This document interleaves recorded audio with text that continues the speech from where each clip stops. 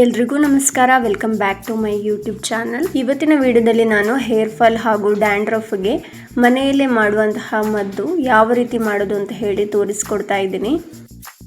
ಮನೆಯಲ್ಲಿ ಈಸಿಯಾಗಿ ಮಾಡ್ಕೋಬೋದು. ತುಂಬಾ ಬೆಸ್ಟ್ ರಿಸಲ್ಟ್ ಅಂತಲೇ ಹೇಳ್ಬೋದು. ನೀವು ಸಹ ಒಂದ್ಸಲ ಮನೆಯಲ್ಲಿ ಟ್ರೈ ಮಾಡಿ ನೋಡಿ. ತುಂಬಾ ಸಿಂಪಲ್ ಆಗಿದೆ. ಕೆಲವು ಇಂಗ್ರೀಡಿಯೆಂಟ್ಸಲ್ಲಿ ಮಾಡುವಂತಹ ತುಂಬಾ ಒಳ್ಳೆಯ ಹೋಮ್ ರೆಮಿಡಿ ಇದು. ಇವಾಗಂತೂ ಆಲ್ಮೋಸ್ಟ್ ಎಲ್ಲರೂ ಕೂಡ ಈ ಕೂದಲು ಉದುರುವಂತಹ ಸಮಸ್ಯೆಯನ್ನು ತುಂಬ ಜನ ಫೇಸ್ ಮಾಡ್ತಾನೆ ಇದ್ದಾರೆ. ಈ ಹೇರ್ ಫಾಲ್ಗೆ ಮುಖ್ಯವಾದ ಕಾರಣ ಅಂತ ಹೇಳಿದರೆ ಪೌಷ್ಟಿಕಾಂಶದ ಕೊರತೆ. ಅಂದರೆ ಕಬ್ಬಿಣ, protein, vitamin D, vitamin B12 ಇವೆಲ್ಲ ನಮ್ಮ ದೇಹಕ್ಕೆ ಕಡಿಮೆ ಆದಾಗ ಹೇರ್ ಫಾಲ್ ಸಮಸ್ಯೆ ತುಂಬಾ ಕಾಣಿಸ್ಕೊಳ್ಳುತ್ತೆ. ಅದರ ಜೊತೆಗೆ ಸ್ಟ್ರೆಸ್ ಜಾಸ್ತಿ ತಗೊಳ್ಳೋದು ಹಾಗೆ ನಿದ್ದೆನ ಕಡಿಮೆ ಮಾಡೋದ್ರಿಂದ ಕೂಡ ಈ ಕೂದಲು ಉದುರೋ ಸಮಸ್ಯೆ ಜಾಸ್ತಿ ಆಗುತ್ತೆ. ಹಾರ್ಮೋನ್ ಚೇಂಜಸ್ ಅಂದರೆ ಮುಖ್ಯವಾಗಿ ಲೇಡೀಸ್ಗಳಿಗೆ ಆಫ್ಟರ್ ಡೆಲಿವರಿ ತುಂಬಾ ಹೇರ್ ಫಾಲ್ ಆಗುತ್ತೆ. ಇನ್ನು ಕೆಲವರಿಗೆ ಥೈರಾಯ್ಡ್ ಸಮಸ್ಯೆಯಿಂದ ಕೂಡ ಹೇರ್ ಫಾಲ್ ಆಗುವಂತಹ ಚಾನ್ಸಸ್ ಇರುತ್ತೆ. ಇದರ ಜೊತೆಗೆ ನಾವು ಕೂದಲಿಗೆ ಬಳಸುವಂತಹ ಕೆಮಿಕಲ್ ವಸ್ತುಗಳಿಂದ ಇರ್ಬೋದು, ಹಾಗೆ ಕೆಲವೊಂದು ಮೆಡಿಸಿನಿಂದ ಕೂಡ ಇರ್ಬೋದು. ಕೆಲವೊಂದೊಂದು ಸಲ ನಮಗೆ ಹೆಲ್ತ್ ಕಂಡೀಷನ್ಸ್ ಸರಿಯಾಗಿರಲ್ಲ. ಅಂಥ ಟೈಮಲ್ಲಿ ನಾವು ಬೇರೆ ಬೇರೆ ಮೆಡಿಸಿನ್ಗಳನ್ನು ಯೂಸ್ ಮಾಡ್ತಾ ಇರ್ತೀವಿ. ಆ ಮೆಡಿಸಿನ್ ಎಫೆಕ್ಟಿಂದ ಕೂಡ ನಮಗೆ ಹೇರ್ ಫಾಲ್ ಆಗುವಂಥ ಚಾನ್ಸಸ್ಗಳು ಜಾಸ್ತಿ ಆಗಿರುತ್ತೆ.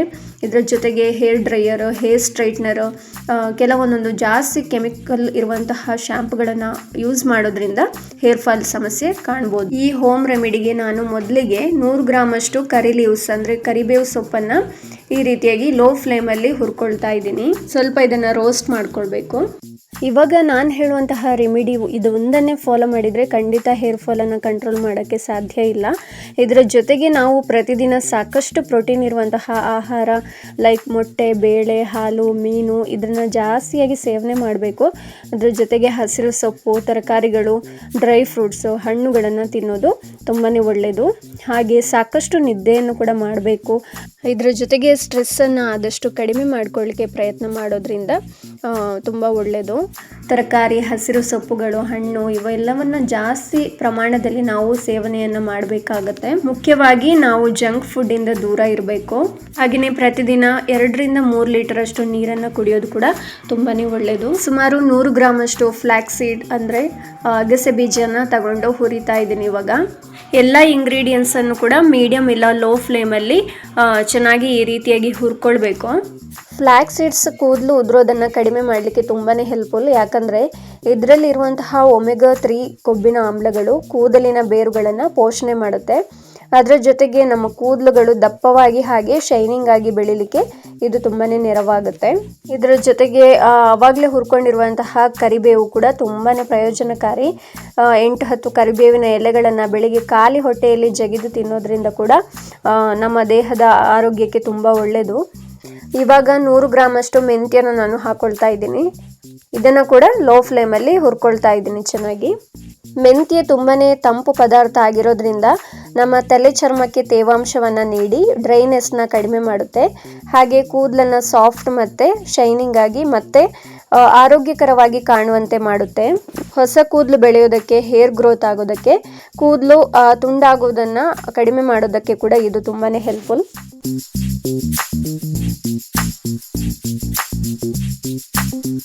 ಇವಾಗ ಮೆಂತ್ಯನ ಈ ರೀತಿಯಾಗಿ ಚೆನ್ನಾಗಿ ರೋಸ್ಟ್ ಮಾಡ್ಕೊಂಡಿದ್ದೀನಿ. ಇದು ಇವಾಗ ರೆಡಿಯಾಗಿದೆ. 3 ಸ್ಪೂನಷ್ಟು ಜೀರಿಗೆನ ಹಾಕೊಂಡು ಹುರ್ಕೊಳ್ತಾ ಇದ್ದೀನಿ. ಇವಾಗ ಜೀರಿಗೆ ನಮ್ಮ ಡೈಜೆಷನ್ಗೆ ತುಂಬ ಒಳ್ಳೆಯದು. ಹಾಗೆ ಇದರಲ್ಲಿರುವಂತಹ ಕಬ್ಬಿಣ ಅಂಶ ಹಾಗೆ ಆ್ಯಂಟಿ ಆಕ್ಸಿಡೆಂಟ್ಗಳಿರೋದ್ರಿಂದ ಕೂದಲಿನ ಆರೋಗ್ಯಕ್ಕೂ ಕೂಡ ಇದು ತುಂಬಾ ಸಹಾಯಕಾರಿ. ಕೂದಲಿನ ಬೇರುಗಳಿಗೆ ಪೋಷಣೆ ನೀಡಿ ಕೂದಲು ಉದುರೋದನ್ನು ಕಡಿಮೆ ಮಾಡಲಿಕ್ಕೆ ಹೆಲ್ಪ್ ಮಾಡುತ್ತೆ. ತಲೆಯ ಚರ್ಮದ ಆರೋಗ್ಯವನ್ನು ಕಾಪಾಡಲಿಕ್ಕೆ ಕೂಡ ಹೆಲ್ಪ್ ಮಾಡುತ್ತೆ. ಸೋಂಫಲ್ಲಿರುವಂತಹ ವಿಟಮಿನ್ ಸಿ, ವಿಟಮಿನ್ ಇ ಮತ್ತು ಆ್ಯಂಟಿ ಆಕ್ಸಿಡೆಂಟ್ಗಳು ಇರೋದ್ರಿಂದ ಇದು ಕೂದಲಿನ ಆರೋಗ್ಯಕ್ಕೆ ತುಂಬಾ ಹೆಲ್ಪ್ ಮಾಡುತ್ತೆ. ಹಾಗೆ ಕೂದಲಿನ ಬೇರುಗಳನ್ನು ಪೋಷಣೆ ಮಾಡಿ ಕೂದಲು ಉದುರೋದನ್ನು ಕಡಿಮೆ ಮಾಡುತ್ತೆ. ಜೊತೆಗೆ ತಲೆ ಚರ್ಮದ ಆರೋಗ್ಯವನ್ನು ಕಾಪಾಡಿ ಡ್ರೈನೆಸ್ನ ಕಡಿಮೆ ಮಾಡುತ್ತೆ. ಬ್ಲಡ್ ಪ್ರೆಷರನ್ನು ಉತ್ತಮಗೊಳಿಸಿ ಆರೋಗ್ಯಕರ ಕೂದಲು ಬೆಳವಣಿಗೆಗೆ ಇದು ಸಹಾಯ ಮಾಡುತ್ತೆ. ಜೊತೆಗೆ ನಮ್ಮ ಜೀರ್ಣಕ್ರಿಯೆಗೂ ಕೂಡ ಇದು ತುಂಬಾ ಹೆಲ್ಪ್ಫುಲ್. ಸೋಂಪು ಕೂಡ ಚೆನ್ನಾಗಿ ರೋಸ್ಟ್ ಆಗಿದೆ. ಇವಾಗ ಎಲ್ಲ ಇಂಗ್ರೀಡಿಯೆಂಟ್ಸನ್ನು ರೋಸ್ಟ್ ಮಾಡ್ಕೊಂಡಿದ್ದಾಗಿದೆ. ಸೋಂಪನ್ನು ನಾನು 2 ಸ್ಪೂನಷ್ಟು ತಗೊಂಡಿರೋದು.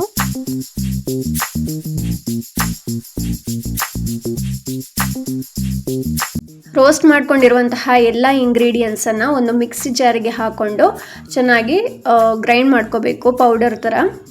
ಎಲ್ಲ ಇಂಗ್ರೀಡಿಯೆಂಟ್ಸ್ ತಣ್ಣಗಾದ್ಮೇಲೆ ಇವಾಗ ಇದನ್ನು ಒಂದೊಂದಾಗಿ ಮಿಕ್ಸಿ ಜಾರಿಗೆ ಹಾಕ್ಕೊಂಡು ಗ್ರೈಂಡ್ ಮಾಡ್ಕೊಳ್ಬೇಕು.